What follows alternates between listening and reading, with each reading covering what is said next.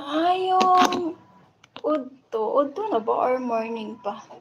Yung oras na ba? Oh, morning pa pala. It's 11:39. So,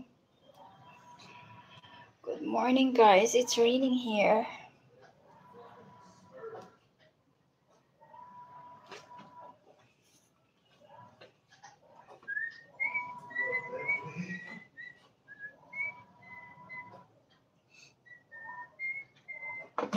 Shout out boss team channel. I think you're a model. You're joking. Look at my other tooth here is disappear because I use my teeth to open the bottle of the, when I drink Red Horse before. So that's the result. I did not fix it yet, but soon I will put I will go to the dentist to fix my teeth. Tisha has no teeth here. And my teeth is not nice. So, oh yeah, there's two more missing. Look at here, the other side, no more teeth also. Also here, my gosh. Yes! I use my teeth to open the Red Horse, the big Red Horse.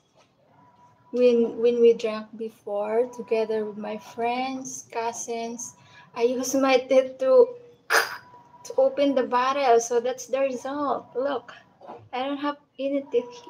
I'm missing my teeth here and the other side too. Oo, dahil pinambukas ko to ng Red Horse eh. Kasi gumagaya, nakikita ko to sa tatay ko dati doon sa dati sa probinsya, di ba? Pag nagiinuman, mag-o-open ng kulafo, ginaganyan. Ginagamitan ng ngipin, putik, ginagaya-gaya ko din. Saan pa ba magmana? Pag lasinggero yung tatay, di lasinggira din ang anak.